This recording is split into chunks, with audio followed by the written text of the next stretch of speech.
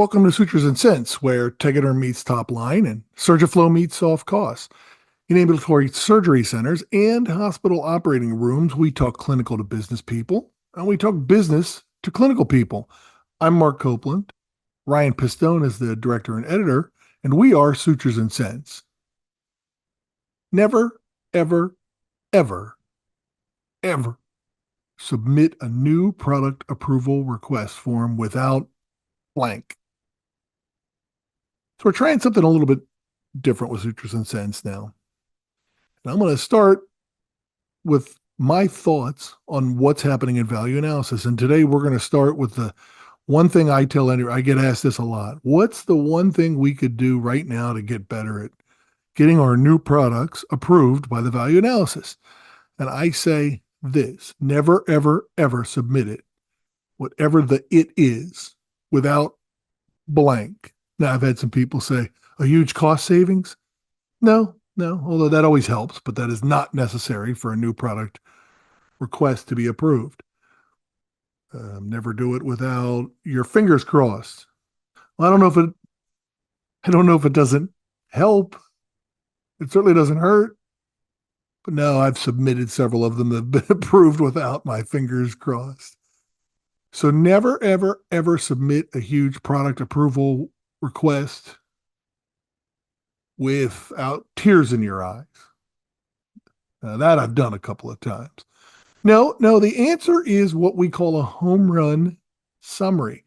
Never submit a new product request or new product approval form without a home run summary. Now, what the heck is a home run summary? Well, what I'm going to cover today is sort of home run summaries, soup to nuts, why you do them, how you should do them, what you should hope to get out of them.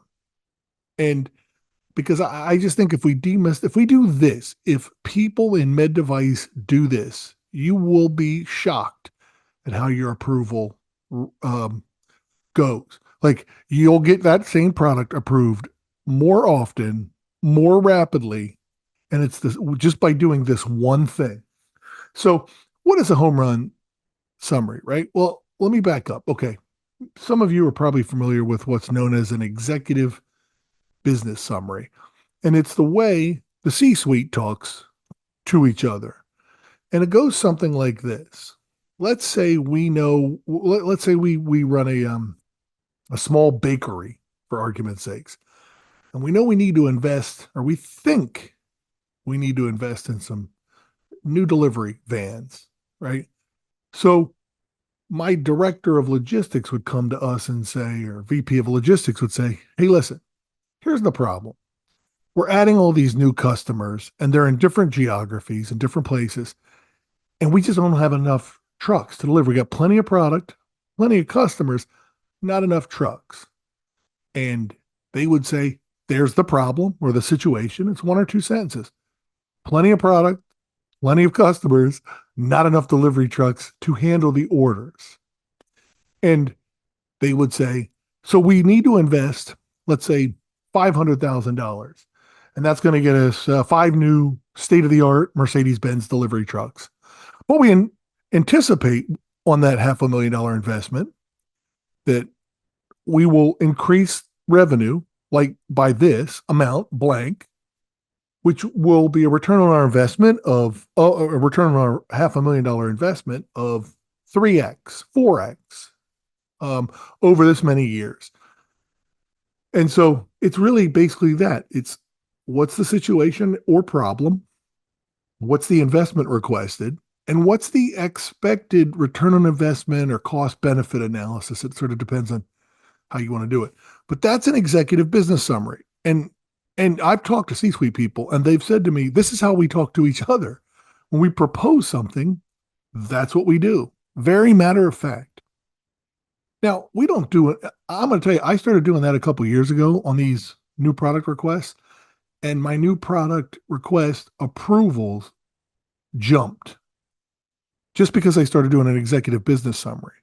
But what I started to do later on was I started to add in one other thing. So there was situation problem, number one, investment, economics. Number two, return on investment, cost benefit. Number three, and I added in what I call the fourth base, hence the home run summary, um, that includes the clinical and strategic benefits of investing in this product or service that I'm selling. So, what do I mean by strategic and clinical? Okay, well, so here's the rationale behind it, and it's kind of the secret sauce.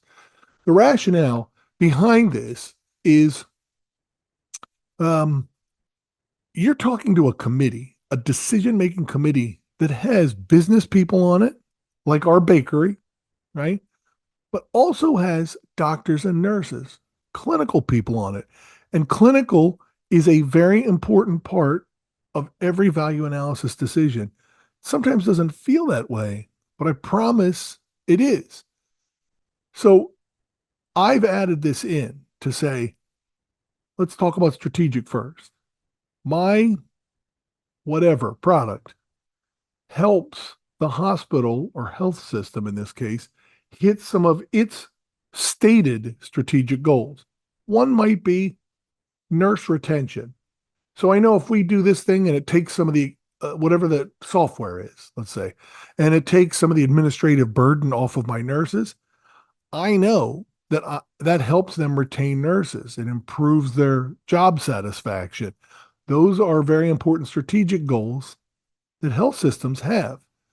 Same thing with surgeons. I know that if we deliver X and surgeons get home earlier, they're happier.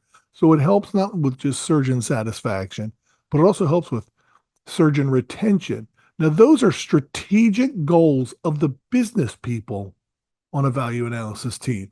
Those aren't clinical reasons to use something or keep something.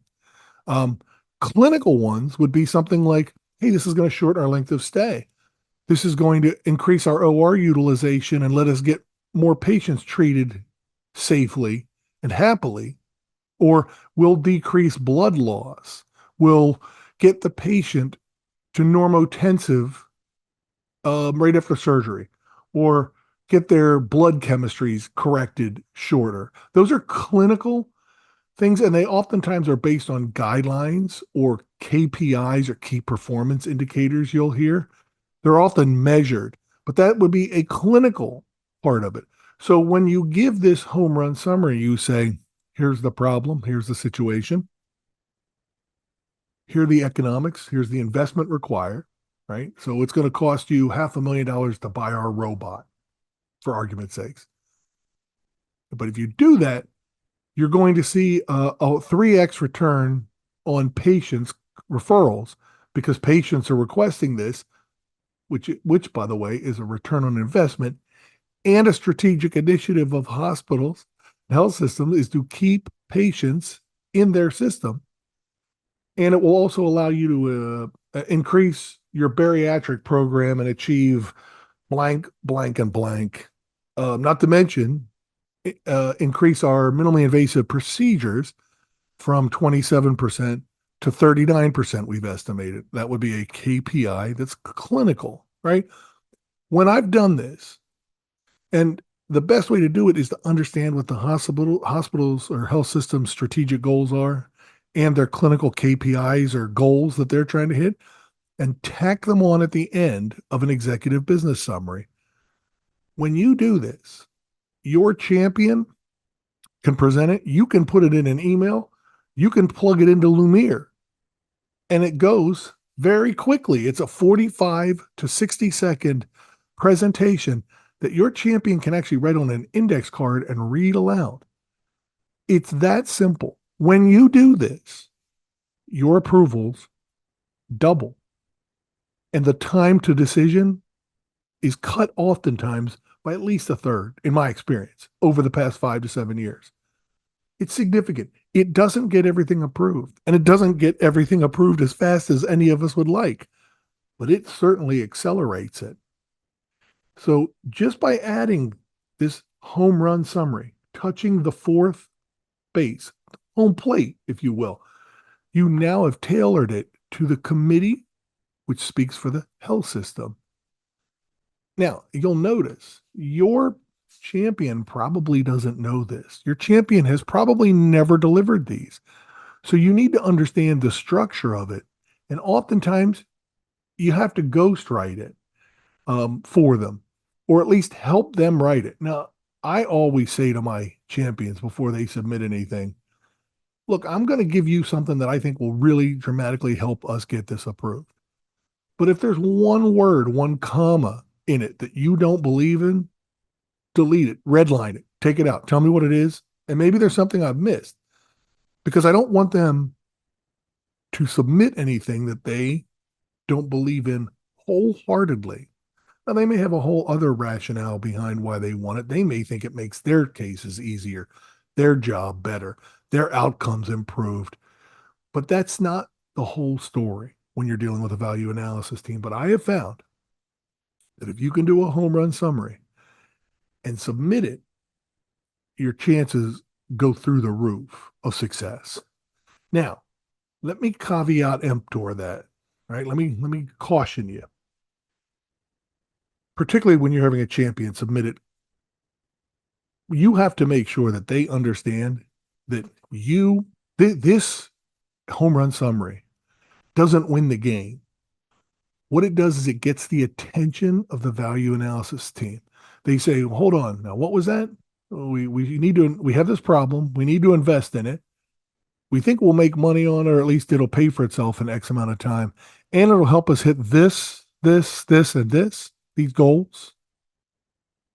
So you have to caution your champion to say, listen, they're not just going to jump up and hug you when you say this and say, my God, thank you. Let's do it today. But what it does is gets their attention, gets it on the agenda, and gets action taken. And that's really the ultimate goal. But what it also brings is credibility. It shows that your champion and you have done your homework and are thinking of the health system as the customer.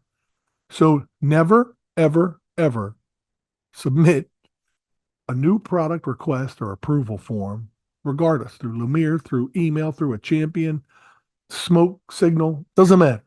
Don't do it without doing a home run summary. I'm Mark Copeland. I'm the Value Analysis Whisperer, and I help companies get their products approved in health systems. See you next week on Sutures and Cents.